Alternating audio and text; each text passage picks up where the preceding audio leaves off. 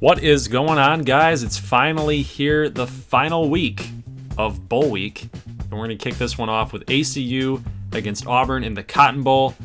Coach DeLoach has got his boys ready to play. And then we got Baylor and KAMU for the second game. And then, obviously, the last game is the national championship between Denver Tech and UCLA to cap this baby off. The Natty's coming up. But first, we're going to start with the Cotton Bowl. You know, maybe one of the most popular teams with the subscriber influence, the ACU Spartans. They're going up against Auburn. And they have, it's pretty much a clash in styles here. You know, Auburn's going to want to run it. ACU wants to throw. But what is this? Bishop throwing a pick early. So that's not working out so far. First possession. Yeah, Deshaun Davis makes the INT, easy INT. Bishop just threw it right at him. He must not have seen him. That's the only thing I can think of. Bishop doesn't force throws like Jed Carmichael does. So that was really out of character for him. Here's Jarrett Stidham, who's actually among mock draft people are actually scouting him as a first round quarterback. It's because they're desperate. In 2019. No, but Stidham's fine. But, you know, they're reaching. And actually, didn't he play at Baylor? He did play at Baylor, yes. He did play at Baylor. So, and it's kind of weird that that's going to be the next game. So, here's Bishop on the next drive. So, he's starting to dink and dunk a little bit like he does so well. But Noah Jones is going to take a huge hit. 3rd and 11 now. And they're going to opt to run a screen, and it's just getting blown up. So, this Auburn defense is holding ACU. And honestly, ACU is a better overall team than Auburn. So, they should be... They should be handling them. Right, yeah. But they're really not. 3rd and 4, and here's a screen pass. Oh, I spoke too soon. A forced fumble by James Washington, and Cedric Granger picks it up. Was he down? Let's take another look at this. It's Kerryon Johnson getting lit up. No, there. He was not down. They did not rule him down. Wow. So touchdown goes to Joe Johnson Jr. Touchdown machine. Joe Johnson Jr. makes the catch. And ACU will take the lead here in the first. Good read by Bishop and the offense. A good time to get the blocking going on that drive for sure. After that fumble recovery. But here's Stidham getting sacked by Matt Rexford, the big time tackle machine for ACU in the backfield. And then look at this, get another sack. That's nice Armendariz with the sack, and ACU's got the ball back. Going downfield here, that is Joe Johnson Jr. And they are marching down the field inside the 20 with the run by Noah Jones. It feels like Auburn's defense is like sticking right onto every single ACU receiver right now. So actually, this was a really good play to set them up. Second and goal here, Bishop running the option and gets in barely. Nice job by Bishop. He can run a little bit. He's deceptively mobile. And I think that's one of the things that the scouts like about him. But Stidham here goes deep. Wide open Eli Stove makes the touchdown. I've never heard of this player. It could be Stove. Yeah, I had to pause for a moment. Auburn fans, let us know how to say this guy's name. It might be Stove. I'm just kidding. It could. I'm adding a different layer to it. Okay, Auburn running the ball here. It's Kerryon Johnson. Picks up a nice gain. 2nd and 1. Running again. He's got a lane. This is bad news. Wow, down at the 1 yard line. 1 yard line. 1st and goal here, and Stidham looking right back up the middle, and Hastings going to get wrecked at the goal line. Oh, yeah. Pretty much. Didn't get over. The 1 inch up. Yeah. 2nd and goal, and then there you go. So Cam Martin going to run it in. Finally. Contested. Yeah, it was contested. So, unfortunately for the Spartans, Auburn will take the lead heading into halftime. Really a game that felt like it was really trending ACU's way, but they were slipping late in that half, and now the Tigers have the lead. It's kind of going back and forth, little seesaw battle here. Not anything that I would have expected, because Auburn's offense not insanely good this season. Yeah, they're streaky. But obviously with a team that likes to run the ball, they're starting to control this game, which is a bad sign. But ACU does make a stop here. Early 3rd, forcing a field goal. Let's see what he can do here. That's a long one. That's a very, very long one. Yeah, but he's it's not even in the same area code. No, not even close. So good job by ACU's defense to stall that drive out. And here we go, 3rd and 9. And JaCrispy's going to get a screen pass complete for 3 yards. And here is Taft. Come on, baby, get some legs. It's not going to get up there. So both kickers missing field goals here at about the same part of the field.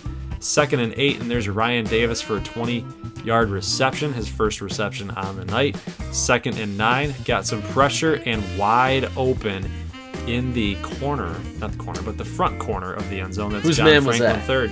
Who had him? I don't know. Not good. I don't know, but that was bad. It's probably Granger. He screws up on some plays.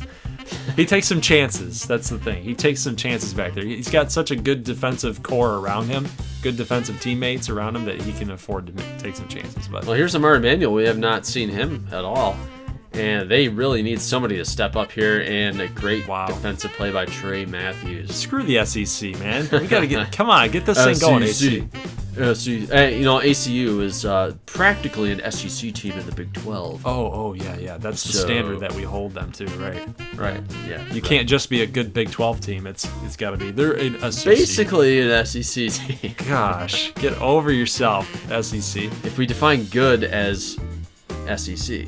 Well, let's talk about that real quick. 4th and 3 or 5, and Bishop comes through big time with a reception to, I believe that was Amari Emanuel. And then now we got 1st and goal after a 15-yard rush. So they had to go for that on 4th down, and now they punch it in here with Noah Jones. They needed this. Yeah, these guys are gamers, man. Noah Jones, Bishop, they do not want to leave their college careers with an L. No, you can't. We have to avoid that. Now here's a run here, and Johnson goes for 5. Setting him up. Ooh, almost jumped. Is that Todd Parker? That was close. Is that Parker? That was really close. Or is that Kennedy? That's close, man. 3rd and 3 now after a good stop on the run. Remember, Kerryon Johnson came in 2nd place in the Heisman voting, and look at this. What a stop. Bryce Greer. Dude, this guy steps up in the biggest moments. Yeah, that was huge. To put a stop like that on Kerryon Johnson. Yeah. Whew. Okay. So now it's up to Bishop and the offense to get a game plan here for this drive. Got to get some first downs. Got to score the football. Touchdowns obviously are helpful, but look at this awesome run there by Noah Jones, 35 yards. Yeah, nobody was tackling him there. And now Bishop is looking downfield, goes underneath. That's Kleck, I believe. We got Kleck. Oh, he fights for the first down. He's got it. 11 right there. 2:48 left to go. 1st and 10. Bishop fires it. Oh, man, there's nobody there. Kyle Mitchell was wide open. You can't leave him open in the slant routes up the middle.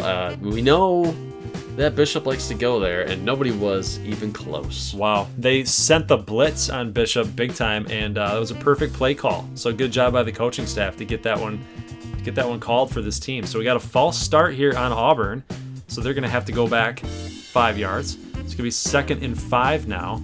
Stidham with a screen pass, but there's too much speed on that defensive line, and ACU is going to catch him. It's going to be 3rd and 10 now, and another screen pass. That's smart. Wow. Malik Miller for 4 yards, so just basically just throw the white flag now, I guess, right? But they have to go for it. 4th and 6. Let's see if they can convert. Big-time defenses step up for championships right here. Let's go, ACU. Got to get a stop, baby. Come on. And here's Kerryon Johnson with a reception, but he steps out. Actually, Malik Miller steps out of bounds. Wow. That is a bad way to lose. Oh, and ACU is going to try to run this clock out. Noah Jones, Auburn will start spending those timeouts. Got to get a first down here. Negate those those timeouts, and nice job, Noah. He still got it. And Auburn knows that defeat is here. So, Spartans win. Spartans win. The Spartans win. Coach Deloach, congratulations, man. Cotton Bowl victory to your resume. And we got play of the game there. The Bishop to Mitchell connection in the 4th quarter gets the honor. And, I mean, that was a solid season by ACU. A little disappointing because they wanted the championships. Big 12, BCS, didn't quite get there, but still, very good year. 11-2, they're going to end up inside the top 15. Yes. Big win over the SEC, too, and they're going to cherish that. Bishop ends his college career with a W. Okay, guys, so you just saw the Cotton Bowl, and we promised you ACU stats because we missed it in the last video. We start with Ardmore. We owe you ACU numbers. So Robert Bishop, 4,600 yards, 33 scores with 10 picks. What do you think about those numbers? He is definitely a top prospect going in this year's draft for the NFL. And, he can run it a little bit too. So he's definitely a highly sought-after prospect. And really looking forward to see where he's going to be taken in Madden 19. How about Noah Jones? Only 115 carries with 11 touchdowns. Pretty good conversion rate. Got 4.9 per carry. As we know, ACU doesn't like to run the ball very much. You had McCoy and JaCrispy pitch in with almost 200 yards apiece. Still, those averages are really, really high. Yeah, they're fine numbers. So Noah Jones led the team in catches with 535, 3 scores. Mitchell second in receptions, 856 and 3. Amari Manuel, though, the top receiver with 1225, 15.3 per catch, and 10 touchdowns. Man, that's really good. And then Johnson Jr. with the 9 scores. He could have had 5 more yards. Just 5. He would have had 1,000 yards. Kerp was kind of used underneath quite a bit. We had Kleck there at tight end with 24 receptions, 2 touchdowns there. Quentin Battle, so long, my friend. Yes. 6 catches for over 70 yards. Connor Smith, 5 for 44. Wow, he had 5 catches and he had 2 touchdowns. Pretty good numbers there. Tony Adams, the fullback, 2 catches there. And then Caleb Matthews, we didn't see him. I think he'll feature in a little bit more next year. Plus he transfers. It could be. Blocking, I mean, you guys can see here. I'm not going to spend too much time on that. But, Trichtinger, congratulations. You led the team in pancakes. Then bowling over people. Yeah, tackles, we have Matt Rexford with the lead. James Washington the second. Look at this freshman, man. All these guys. Yeah, Armand Hammer looking good there. Cedric Granger. A lot of tackles for losses here. I see Jelani Lewis, 17. How about Greer with 12, 9.5 sacks. Armendariz also tied for the team lead in sacks with 9.5. Kennedy, only 3 sacks. I'd like to see him do a little bit more next season. And those are the tackle numbers. Let's look at the INTs. We had Chandler lead the team. I think we saw all of Bill Stevens' interceptions. Yeah, he didn't have anything else when the lights didn't come on. Yeah, that's really true. We had Washington the second with 3, and Armand Hammer with 2. Todd Parker with 1. I always like to reference that. The big man. Now kicking. Charlie Taft went 19 of 25. So respectable. You can't always judge a kicker on field goals made versus missed because it's like, what kind of conditions were they? How long were the misses? All that stuff. Were all of his makes inside the 30? Correct. And then Carson Collette with 39 punts this year. So he wasn't too active. Good work. But he pitched in. So the Aussie wonder did okay for himself this year. All right, guys. So we just saw ACU stats and their bowl game W. Let's check out KAMU Amber Wave against the Baylor Bears. We got rain in the forecast, and this doesn't really bode well for Baylor.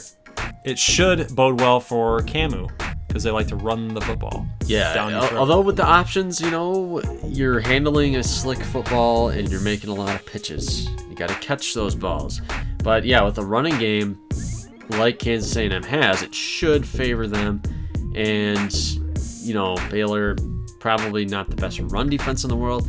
Kansas A&M is a solid favorite in this game. I think think we need to take care of business here. I mean, just look at the gaping holes that the offensive line is leaving in this defensive line. And then, other than that, 2-yard loss there. As soon as you say that. As soon as I say that. And then as soon as I bring this up, then Cody Mitchum's just getting dropped. How the tide turns. 3rd and 15, and Mitchum's going to have to throw in the rain. Not something that he likes doing, but then he's just going to get sacked for an 8-yard loss. It's just something that Amber Wave would do.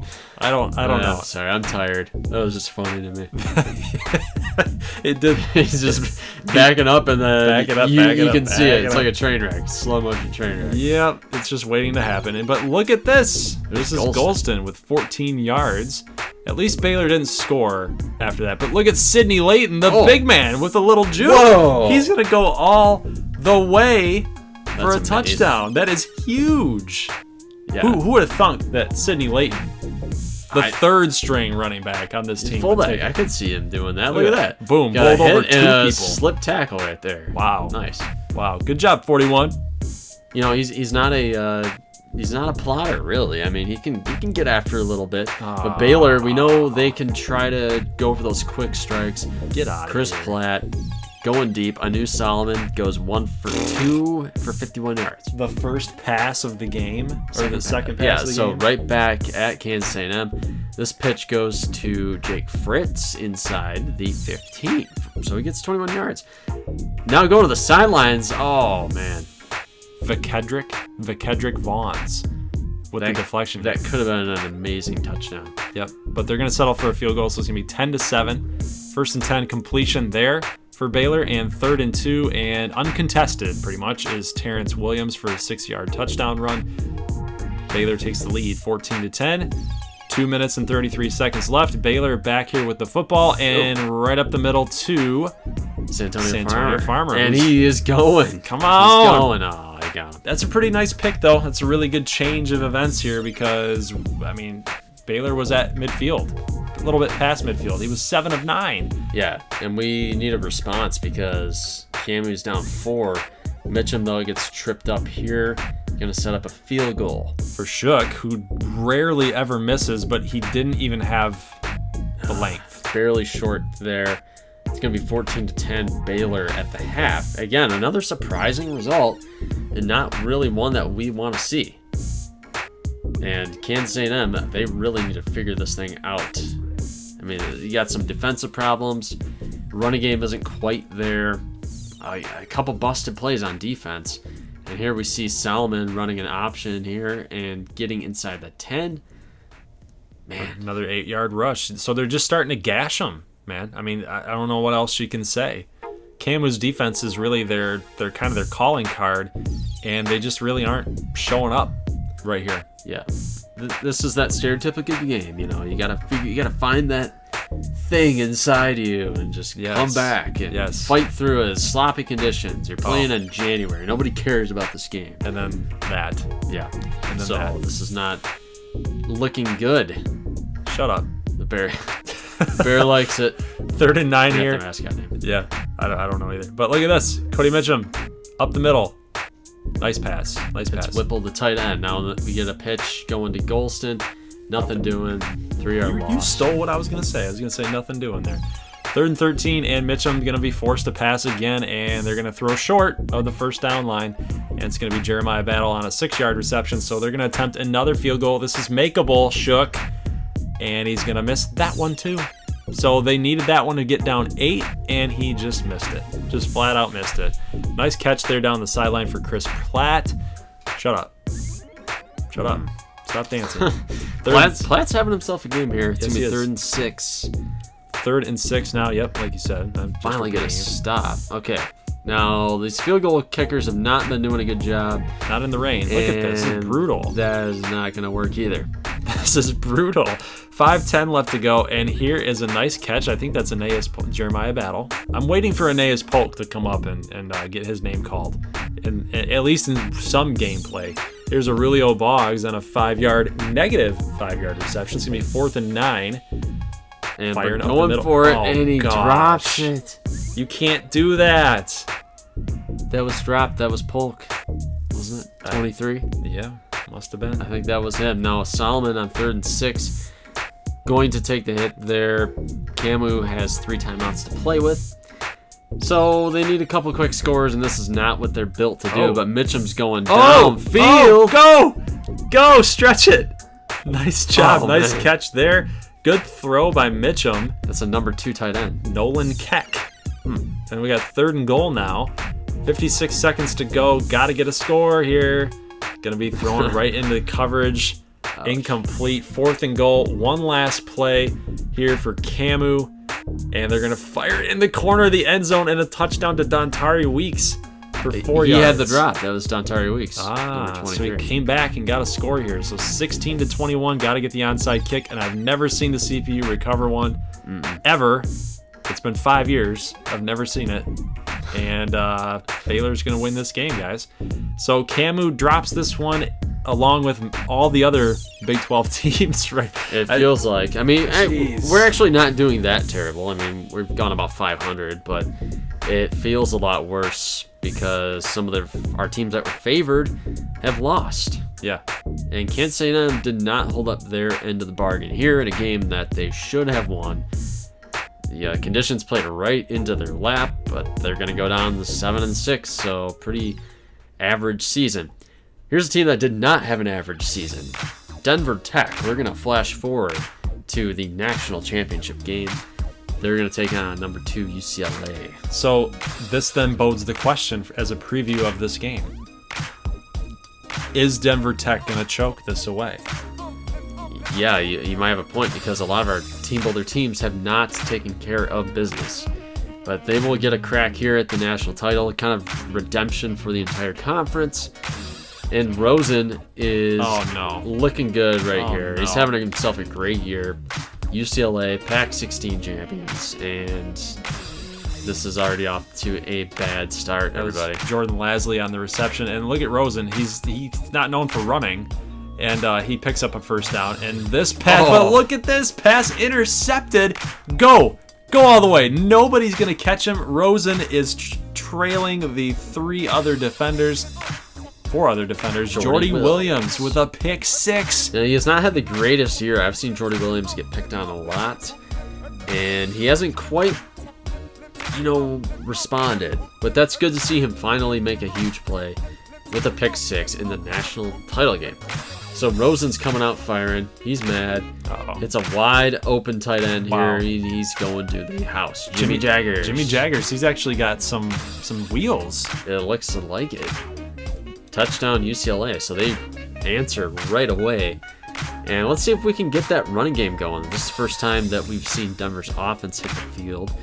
Really back and forth game already after 2 UCLA possessions. Jamil Schmidt right there, 17 yards. This guy is so elusive. I just saw that linebacker come in on the blitz, try to take care of him, wrap him up, and he just totally whiffed. Yeah, it's good to see Schmidt get healthy. He's had almost a month to heal up. We saw him get injured against Ardmore in the Big 12 championship game. So here is Timmons now, and another handoff to Timmons. They're going to pick up the first down here, so 3 yards right there. So it's consistently 3+ yards on every single rush for this team. And then obviously there's the Heisman winner. Yes, Timmons. Look at that. The determination. He wants to finish off his trophy cabinet with a national championship trophy as well. So totally. And look at Jarquez Holly shoving him. The touchdown vulture. The touchdown. Did it. He could vulture a touchdown all the way to the 20. Yeah. He does it every time. It's crazy. So Denver Tech's going to take the lead 14-7 here. Here's Soso Jamabo. I actually looked this guy up. He's not that bad. He's pretty good. Rosen flying this one deep downfield inside the 5. UCLA again. They're not going anywhere. They're playing for the national title. Okay. Wow. Fullback Cameron Griffin takes it for the touchdown. So this is a weird universe where Chip Kelly is not going to coach UCLA. Jim Mora is playing for a national title. Pretty amazing how that all works out. Here's a question though: did Griffin have the ball over the plane? Doesn't look like he did. I would have ruled it reversed, and it is. I've reversed. never seen that happen before. That the CPU got a reverse call on, a ball that's, they gave him the spot. I've never seen them take the touchdown away off the board. But Stephen Dixon was offside. Does not count. Touchdown, UCLA. Timmons gets the ball back. Goes short to Schmidt for 9. Yeah, okay, now we're running the ball here. That's Jameel Schmidt. Again, first down. Another 10 yards for this team. It's just like clockwork. It's like every rush that you can expect, they're gonna get their chunk plays. But look at that. Dallas Humber almost got in there. Donathy. Okay. Second and goal here, and looks like Jarquez Holly again vultures it for a touchdown. This guy should win the Heisman based on his touchdown count. We have to at some point stop calling it a vulture, because it seems like they just like to use him in those situations, versus just like, oh yeah, Schmidt, okay, you need to come out of the game. I'm in now. Yeah, and then he gets the touchdown. I might be right. Good stop there by Kenny Brocious. Also good to see him healthy. Brocious is one of the best defenders on this team, but Rosen goes downfield. Kate Stupchansky makes the play. Nice to see him actually make a play. Oh, yeah. He's doing better. We gave him a rough time first few weeks. Timmons, though, inside the 5, gets a drop for a loss. It'll be 3rd and goal. Timmons showing off the arm. Only 4 of 6. Not known for his arm. No, it's going to be a question mark for him in the pros. For sure. He's going to have another year, hopefully, of trying to work out a little bit more in the passing game. Downfield, though, Jordan Lasley again, having himself a nifty little game. 24-14 now, time winding down in the first half. Third and goal. Strip. That's a fumble. That's a fumble. I wonder if that should have been called. I've never seen that animation before in this game. That's definitely a fumble, but the referees call it incomplete pass. You know, and they're only up 10, so a good field goal here is going to make it down 7, and they're going to miss. So Denver Tech lucked out right there. Yeah, the field goal was probably too long, but Timmons, though, going deep. The arm! It finally came. Now, I bet you UCLA did not see that coming. 3rd and 1 here, going underneath to Schmidt for 3 yards. It's the first down.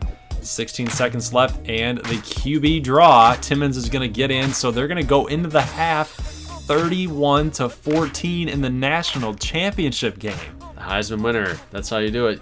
See the play, make the play. Wow, they had a defensive lineman go back into zone coverage to cover the middle part of the field, and Timmons saw that, and he's like, okay, you're going to give this to me? I can beat you to that goal line. Yeah, this is crazy, man. Yeah, UCLA has no answer for Denver's offense. I mean, they're just rocking it right now. It's good to see. They're doing it on defense. They're shutting Rosen down. And then, like you said, this offense is just keep coming through. It's basically Timmons making the passes that he needs to. It's Timmons making the reads that he needs to. And then it's Jarquez Holly being electric. Oh yeah, Holly is really, I'd say he's the MVP right now in this game. I would go so far as to say that, but we have another half of football left to be played, and UCLA is racking up the passing yards. So Denver's bend but don't break style of defense, are they going to hold? Was it 30 minutes away from a national championship? It sounds so funny to even say it, because this is the first year, but you know, hey, all these games are simmed, and the fact that Denver Tech got to this point, they haven't lost yet. No, it's crazy, unbelievable. Another deep pass, and this time to Dallas Humber going deep, 32 yards, right out of the gate too, going deep. Oh, another. And we get an option run here. Timmons for 2nd. It's just like, oh, he's gonna get hurt here. Oh no, no, this is bad. But you know what? Have they lost yet? No. Blaine Beverly? No, they haven't. No, they haven't. And look at that again. Jarquez Holly for 23 yards. Wow. Maybe he should be starting. My goodness, 23 yards right there for a score. Like he's got power. He's got speed. Schmidt's more that. If you want to compare the two, he's more like Fournette, and Schmidt's more like Yeldon, because Yeldon's a little faster than Fournette. Well, hey, if we're talking about, you know, I mean, geez, the second string is out there.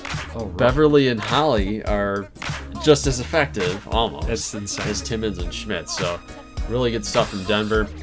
UCLA, though, they're trying to hang around in this game. Rosen, though, floats it. Wow. towards the end zone, picked off. And who else? It's Jordy Williams. He came to play today. Defensive MVP. So, man, this is looking like this is Denver's game to lose here. Well, who would you even give the MVP to right now? Because you've got everybody who's pulling their own weight. And look at Timmons he's got a ton of speed, and he's gonna get this to a 45-yard rush on a simple little read option play. Good read there though, but again, it was 3rd and 5. Nothing was there. Don't force it. Don't ruin your numbers. They're gonna kick a field goal here to 41-14 now, and I don't know if UCLA can come back. There's not much suspense here, but there's not really enough time. I mean, it is only the 3rd quarter, but we're talking about a few possessions here, and they're getting smoked. This is a 27-point lead. Like there's almost literally no way that you can come back. Yeah, you need 4 touchdowns. Oh, athletic play there by Ollie Hurst, middle linebacker. 6:46 left to go, and look at this offensive line, guys. Just beautiful, beautiful blocking. It's like the Red Sea's just parted, man. It's unreal. Again, 4 carries, couple touchdowns. Here's Schmidt underneath again. There's that TJ Yeldon aspect. He's catching the football out of the backfield. 3rd and goal now, and they're going to run a screen pass here, and the screen is okay. I mean, it's fine, right? You don't need to score a touchdown anymore. It's basically over. 44-17. Rosen throwing to the sidelines. Finds Darren Andrews for 13.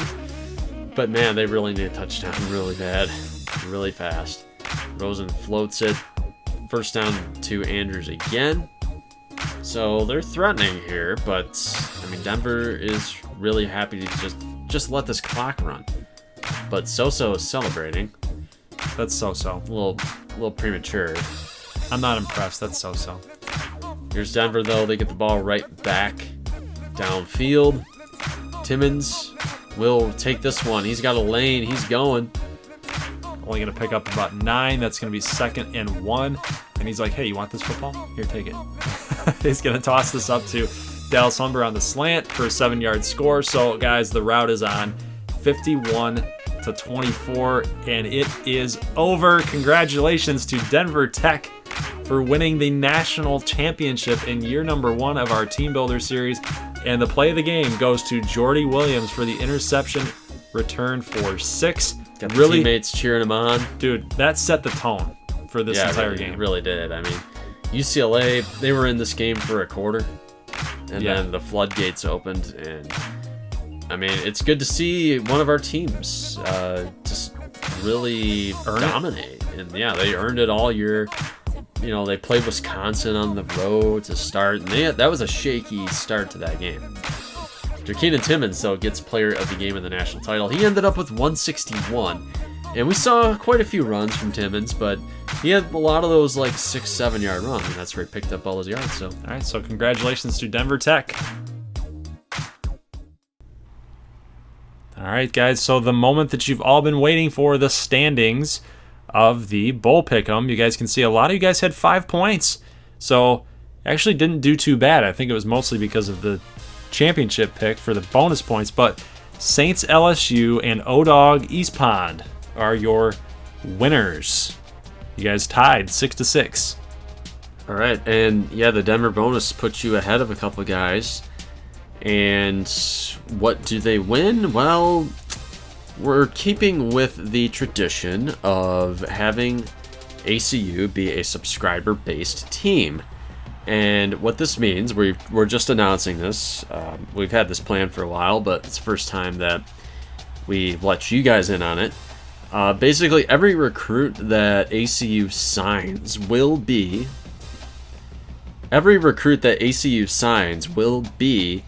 renamed to fit your guys' vision. Yep. Okay, so the player that you want to create will be on ACU. We're not going to mess around with attributes. I mean, because we're not rigging recruiting in favor of ACU, but in terms of names, measurables, and equipment, they're still going to be your player. Now, the winners of this contest, we have 2, O-Dog East Pond and Saints LSU. You guys are going to get to name the 2 best players in ACU's recruiting class, whoever that may be. Now, they do have a couple guys, if you guys have been following the Wednesday videos, Kirk, Holmes, Bowers, and we're going to give these guys a makeover. Yes. Yeah. So make them interesting. So basically, in a nutshell, you guys are still, the community as a whole is still going to be able to have the option of, putting in your recruit request for a rename of the players that they sign. And then obviously when we get into prior to the season starting, we're gonna still continue that tradition with creating a prospect to be put on a recruiting board. So it's gonna still be the same thing that we did for year number 1, but now that ACU has these pool of players that are signed that were CPU generated, we don't want I don't want any CPU names on ACU. No. So the whole community is going to go through and name everybody. Right. But the 2 winners here have the privilege of naming the 2 best players. Right. You're guaranteed. In the class. So we're talking about live streaming this, by the way. Yeah. And we'll have to experiment with that. They have a orientation, ACU freshman orientation. Yeah, we can title it that. We can title it freshman ACU orientation. And we'll make an announcement. Yeah. When the time comes. Yeah, but first we got to get to that point. All right. All right. So there's your standings, guys, and we'll get there. We'll get there eventually, but let's go ahead and recap our season. So, guys, that's going to be it for this episode.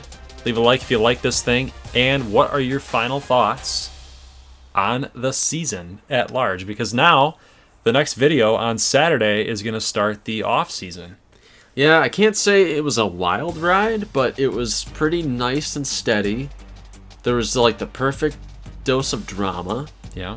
It wasn't anything too nuts, but it's what you would see in a regular college football season. Just kind of, just stuff happening. Interesting things happening. You expect upsets, but you don't know who's going to cause them. Right. You expect a team that's rolling like Denver Tech to continue to roll. And they did.